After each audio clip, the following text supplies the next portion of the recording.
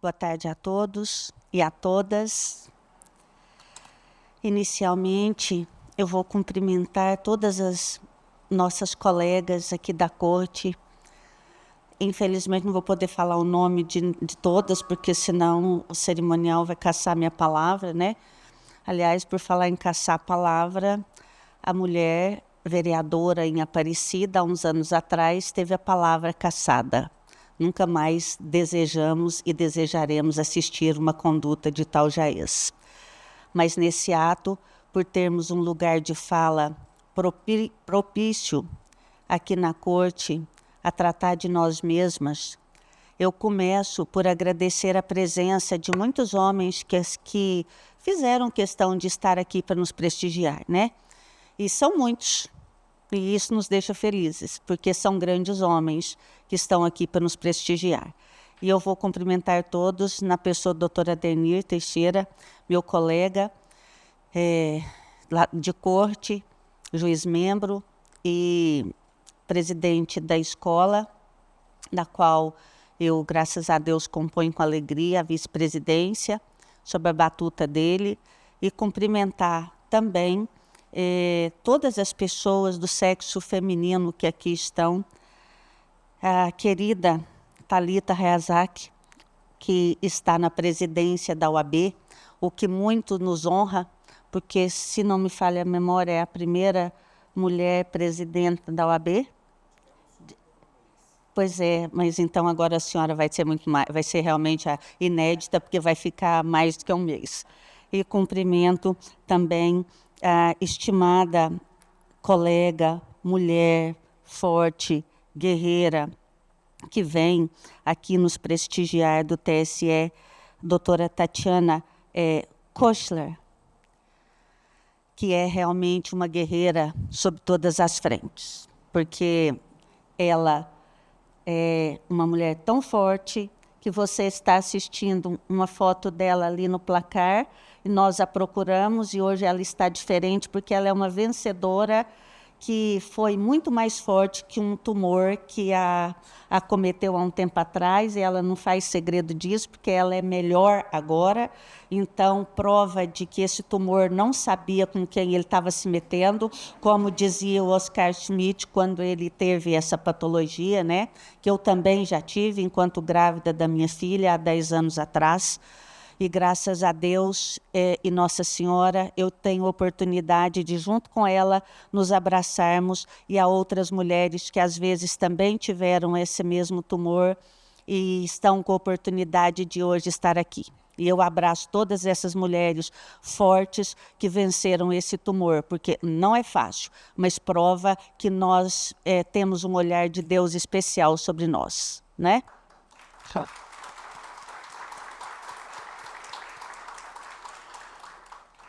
E eu não posso deixar, nesse momento, de abraçar e agradecer enormemente a assessoria de imprensa na pessoa do Brasil e da TT, que foi minha colega de faculdade, a mais chique e gloriosa da minha época, mais elegante, que tinha as melhores joias, nos invejava a todas, e ela era a mais bonita de sempre. E todos da assessoria de imprensa. Com enorme satisfação, realmente, e gratidão, que hoje eu dou as boas-vindas a vocês todos e todas nessa tarde tão significativa. A presença de cada uma de vocês aqui hoje, com certeza, enriquece muito esse nosso espaço de diálogo e de reflexão sobre um tema de extrema importância para o desenvolvimento da nossa sociedade, que foi importante para as nossas avós, nossas mães, é para nós hoje, será para as nossas filhas, para as nossas netas, que é a participação feminina em todos os âmbitos da sociedade. Mas na política, essa participação ela é de extraordinária relevância. A diversidade de experiências e perspectivas que nós vamos trazer hoje para essa sala é fundamental, porque assim nós vamos construir um entendimento mais amplo, mais inclusivo, sobre os desafios e as oportunidades que permeiam a trajetória nossa e de todas as outras mulheres, mundo afora, na esfera política. Agradeço sinceramente por vocês estarem aqui, dedicando o vosso tempo, o vosso carinho a esse evento, demonstrando com certeza que vocês têm um comprometimento com a construção de uma sociedade mais igualitária, menos sexista, menos machista, mais justa, sim. Ao longo desse encontro, que eu não vou chamar de palestra, porque palestrar é uma responsabilidade, nós estamos aqui para partilhar experiências, eu espero que nós possamos realmente entrosar nas nossas ideias, compartilhá-las, compartilhar nossas experiências, como aqui fiz, fora do protocolo, falando de nós, de nossas questões de vitórias. Acima de tudo, que nós sejamos inspiração para impulsionar a participação ativa de mulheres em toda a sociedade, mas eu volto a mencionar que o tema aqui é a participação das mulheres na política. Vamos explorar juntas, então, esses desafios, algumas perspectivas e traçar estratégias, sim, para fortalecer a representatividade feminina em todos os níveis de tomada de decisões. Novamente, eu quero agradecer também àqueles que nos acompanham pela rede social, que são várias pessoas, muito mais do que os presenciais, porque a assessoria de imprensa dessa corte fez uma divulgação muito grande, assim como o TSE, e nós temos oportunidade de levar a nossa palavra a muitas pessoas que estão em seus locais de trabalho, em seus gabinetes, para que nós possamos compartilhar essas experiências. Acredito que cada um de nós realmente desempenha um papel fundamental na promoção, dessa chamada equidade de gênero. Também é nossa responsabilidade construir um futuro mais justo e igualitário. Que essa nossa troca aqui, ela seja frutífera e inspiradora nesse sentido. Como vocês sabem, a participação feminina na política, ela é muito carente na nossa estatística.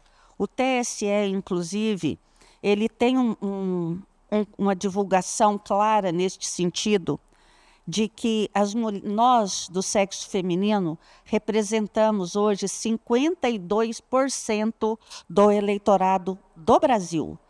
Mas desses 52%, somente 33% foram candidatos nas últimas eleições. E, para piorar, desse contingente, nós só temos 15% de candidatos eleitos do sexo feminino, o que é lamentável.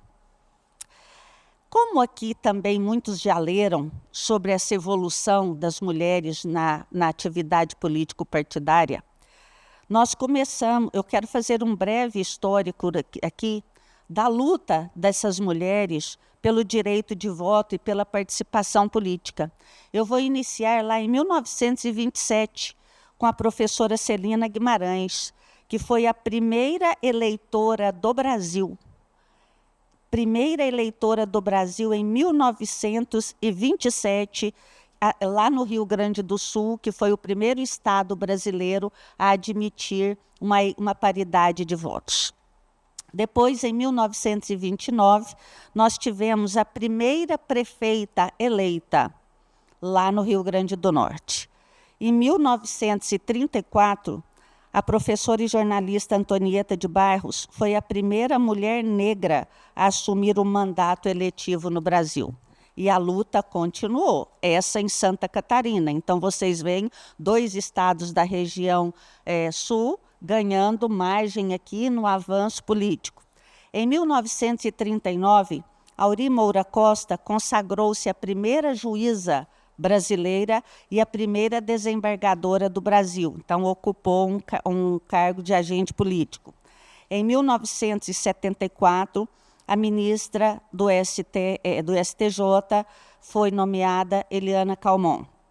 Em 1997, nós temos um marco importante na participação feminina na política, que foi a promulgação da Lei 9.504, que passou a prescrever uma reserva de vagas para participação feminina nos cargos proporcionais de deputada federal, estadual, distrital e de vereadora.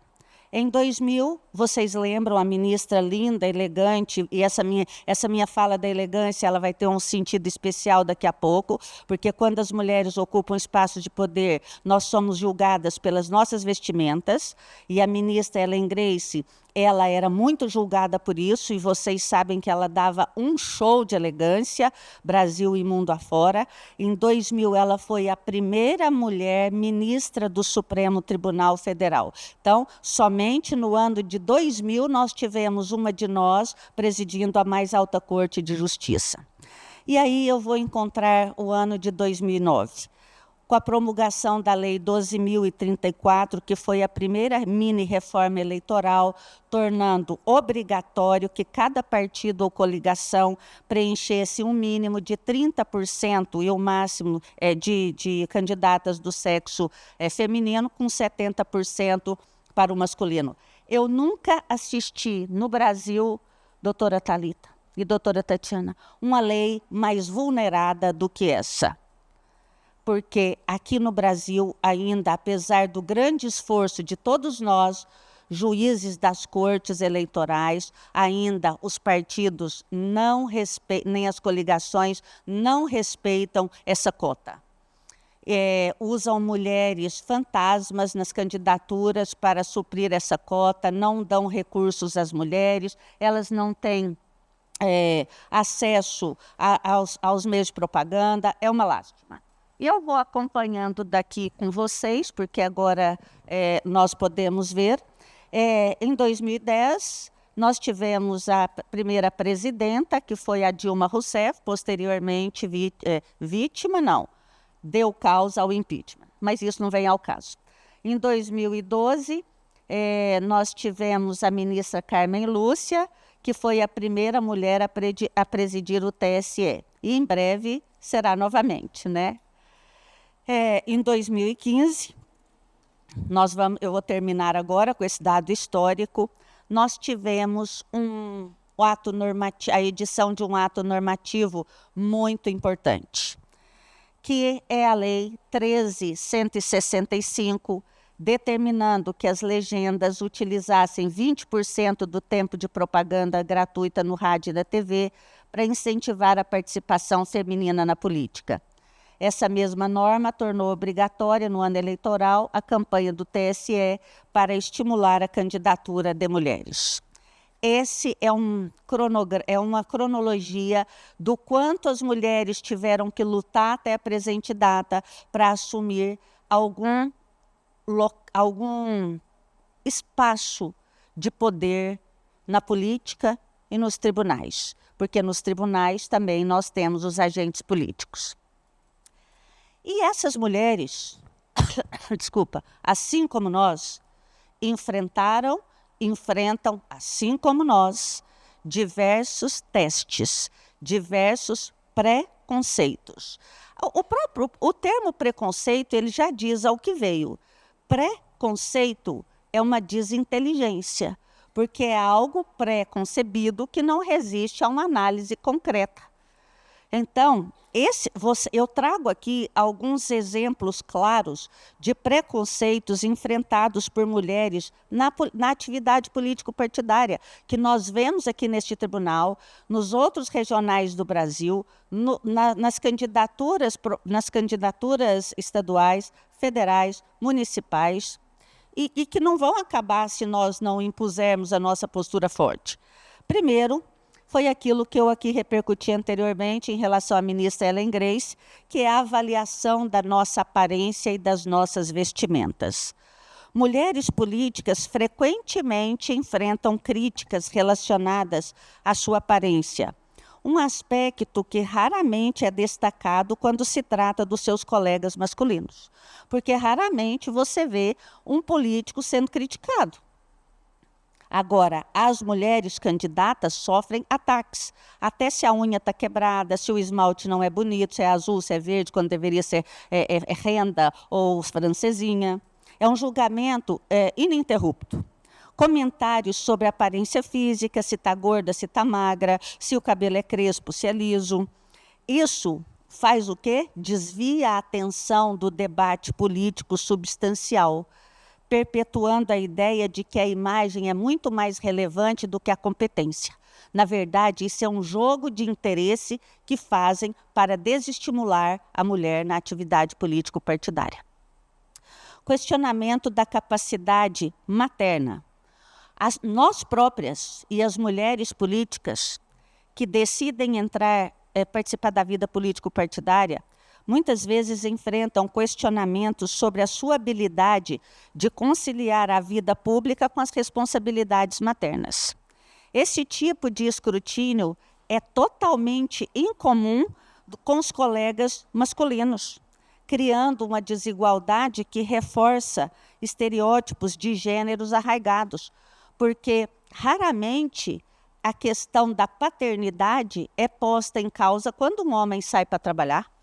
Aliás, a imagem que se faz não, ele é provedor, ele trabalha para trazer dinheiro para casa, para sustentar o filho. Já a mulher trabalha e o filho tem uma caquinha na escola, a responsabilidade é da mãe. O filho não levou o lanche, a responsabilidade é da mãe. O filho faz pipi fora do vaso sanitário, a responsabilidade é da mãe, porque ela está trabalhando, porque ela está lá no TRE, ela está no TJ, ela é secretária, Thaís, ela é uma Thaís, ela é secretária judiciária, porque ela é uma ocupante de algum cargo. Por isso o filho dela está abandonado.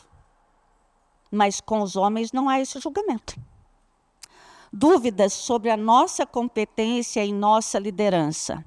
As mulheres nos cargos de liderança política frequentemente enfrentam questionamentos sobre a sua capacidade de liderança, com base também naqueles velhos estereótipos que associam liderança à masculinidade. Dúvidas sobre a competência podem levar a quê? A uma subrepresentação de mulheres em posições estratégicas. A própria mulher, ela se enfraquece, porque ela também faz o seu auto-julgamento, ela tem a sua autocobrança. Rotulação, aí é o oposto, que a mulher, ela é dura, ela é agressiva. Quando ela assume alguma postura com pulso, aí ela é rotulada de agressiva, dura, bruta, sem marido, abandonada, mal amada, mal servida, sem sexo e mais outras coisas que eu não preciso falar. Mulheres que adotam um estilo assertivo e firme, frequentemente não são bem acolhidas na atividade político-partidária. Elas não repercutem bem. Elas, na verdade, são vítimas de todas as críticas possíveis por parte dos seus colegas, de bancada, às vezes, no sentido de desagregar a atuação delas, para tentar enfraquecê-las. Então, minhas colegas, meus colegas que estão aqui, nós temos que desconstruir esses estereótipos. Isso é fundamental para que nós possamos criar um ambiente político mais certo, mais justo, mais inclusivo. A participação feminina na política não deve ser pautada e limitada por preconceitos baseados em gênero. E é imperativo que nós possamos desafiar essas narrativas para alcançar uma representação equitativa e verdadeiramente democrática. Ao compreendermos, na verdade, os estereótipos de gênero e os preconceitos enfrentados por nós e por todas as mulheres que estão na atividade político-partidária, nós podemos trabalhar coletivamente para superar essas barreiras e construir um futuro, sim, com mérito, onde a competência, a dedicação, o empenho, a meritocracia se sobreponham a esses preconceitos, a essas desinteligências antiquadas, retrógradas, misóginas, sexistas, abomináveis, hediondas. A luta pela igualdade de gênero na política é, sem dúvida, uma jornada muito desafiadora. mas é uma jornada que vale a pena para construirmos sociedades inclusivas. A violência política contra a mulher, ela passou a ser tipificada no Brasil somente há 3 anos atrás, quando foi sancionada a Lei 14.192. Desde então, agora pasmem para esse dado que eu vou falar para vocês. Nós temos 7 casos de violência política por mês no Brasil. 7 casos de violência, ameaça, lesão, agressão, constrangimento, injúria, calúnia, difamação, todos os crimes. A violência política contra as mulheres é um dos piores e principais fatores apontados pelos estudiosos para uma reduzida presença feminina na política. A situação é ainda mais aguda quando envolve a mulher negra. São inúmeras as parlamentares negras que demandam, inclusive, escolta, proteção especial para elas e para os familiares, porque elas recebem ameaças, assim como os filhos, os netos, os ascendentes, em razão de exercer atividade político-partidária e de ser negra. Ao criminalizar a violência política de gênero, a lei que eu anteriormente mencionei, a 14.192, de há 3 anos atrás, contribuiu para mudar um pouco esse cenário. Eu não digo totalmente até mudar, atenuar. E inaugurou nesse país um momento de transição. Olha que isso é muito bonito. Uma transição daquilo que era normal, porque era normal hostilizar, agredir, ameaçar, injuriar e caluniar as mulheres, e hoje aquilo que era normal passou a ser criminalizado. Então, esse foco faz muita diferença. Isso me faz lembrar, guardadas as devidas proporções, da Lei Maria da Penha, em que, pese alguns equívocos, aquilo que era normal de bater em mulher, hoje é crime. É isso que acontece para aqueles que agridem ou praticam condutas tidas como criminosas contra a mulher na atividade partidária. Prometo não falar mais do que 5 horas, já estou terminando. Quais são as perspectivas para a participação feminina na política, então? Apesar de tantos desafios até aqui enfrentados pelas mulheres ao longo dos anos, as perspectivas hoje estão passando por uma transformação positiva. Porque nós temos mudanças legislativas, nós temos movimentos sociais e uma coisa que é melhor do que tudo isso junto, é uma conscientização da própria mulher sobre a sua importância na atividade político-partidária, sobre a sua importância em ocupar espaços de poder. Vocês veem que hoje nós temos legislações que incentivam a mulher a ingressar na carreira político-partidária.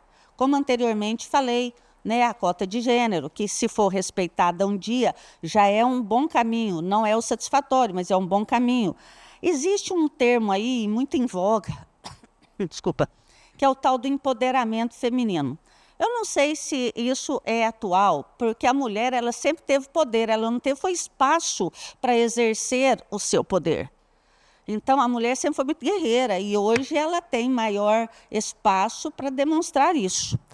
E a mulher, hoje, ela também está mais preocupada em mudar o rumo da educação dela. Ela frequenta mais cursos, ela vai para a faculdade, ela conclui os cursos a que se destina a fazer, ela não desiste no meio do caminho, ela está mais consciente da necessidade, até para que os filhos dela tenham um melhor lugar neste mundo, dela participar e enfrentar desafios. Nós temos hoje, o TSE promove, os tribunais regionais eleitorais, campanhas de conscientização, e hoje eu vejo que a mulher ela tem mais incentivo para participar em todos os níveis.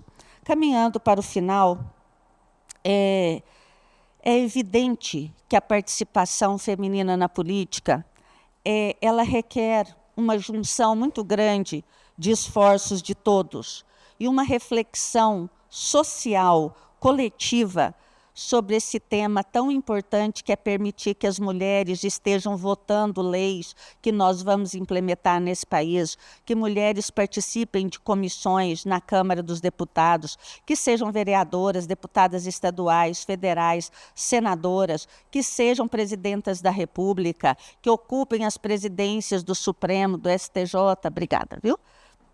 E de todos os tribunais, porque é legítimo, porque elas são capazes e elas não reivindicam poder só pelo poder. Elas querem mostrar as suas habilidades, as suas atribuições, as suas competências. É importante a gente refletir sobre isso e refletir sobre todos esses estereótipos de gênero.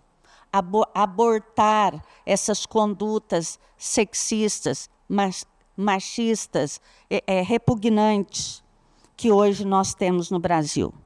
Eu, no início desse nosso encontro, prazerosíssimo para mim, citei o caso de Aparecida, de Goiânia, que foi o primeiro do Brasil todo, quando uma vereadora, lá na Câmara de Vereadores, estava discutindo a questão da participação feminina na política, e ela teve, pelo presidente da Câmara, a palavra cassada, e instaurou-se um inquérito policial em Aparecida, e depois, infelizmente, foi arquivado. Mas precisa ver que aquele foi o marco, foi o primeiro caso do Brasil todo por prática de conduta tida como criminosa em desfavor de uma parlamentar no exercício de mandato.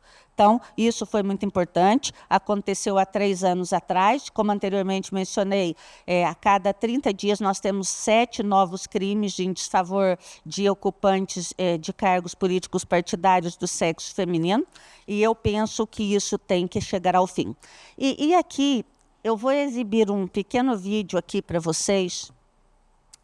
Ramon, queria que você acessasse o primeiro vídeo, para mostrar que um dos grandes problemas da política no Brasil é que nós não criamos nossos filhos para ser políticos.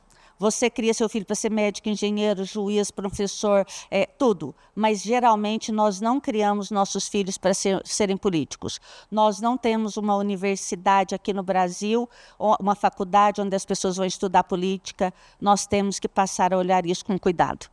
Porque eu penso que é época de nós darmos um basta nessa política nada favorável a ninguém que nós temos no Brasil há anos. Eu vejo aqui cérebros privilegiados do estado de Goiás, porque eu não canso de reiterar essa minha constatação. O Tribunal Regional Eleitoral de Goiás é uma das cortes nacionais que tem um quadro mais bem formado do Brasil. Eu não sei aqui dizer quem é mais competente de todas as mulheres que aqui estão sentadas, porque são pessoas que vieram para essa corte, já traziam uma série de valores educacionais valorosos, aqui aprimoraram ainda mais, são de excelência. Todo o quadro que está aqui é de excelência. Acredito que muitos tribunais no cenário nacional não têm o quadro que nós temos aqui. Então, nós mulheres que estamos aqui nessa tarde, nós temos que passar a olhar a questão política com outra conscientização. Porque, antigamente, nós refutávamos a política, mas nós temos que olhar para ela com muita atenção, porque são leis mal editadas por pessoas incompetentes, por políticos de carreira que estão conduzindo o nosso país a esse estado de coisas inconstitucional.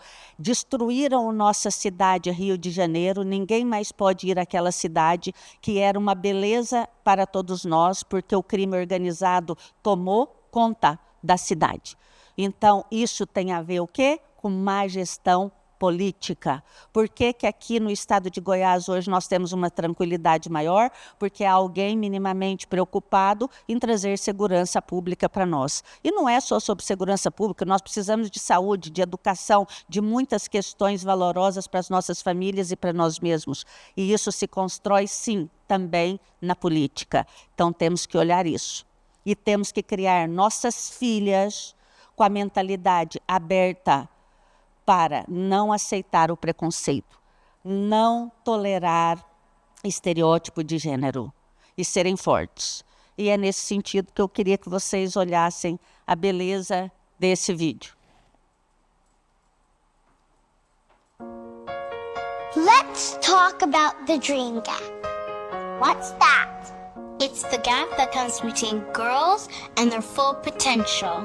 You see, starting at age 5, girls stop believing they can be presidents, scientists, astronauts, big thinkers, engineers, CEOs, and the list goes on. Why? Because what else are we going to believe when by age 7, we're more likely to think that boys are smarter than us? That's ridiculous. When we are 3 times less likely to be given a science-related toy. That's sad. And when our parents are twice as likely to Google, is my son gifted? Then is my daughter gifted? That's not cool. We need to see brilliant women being brilliant and see how they got to where they are. To imagine ourselves doing what they do. But we can't do it alone. Mums, dads, brothers, and bosses. We need all of you to help. We need to close the dream gap. It's up to all of us. Não deixemos nossas filhas com lacunas no sonho, né?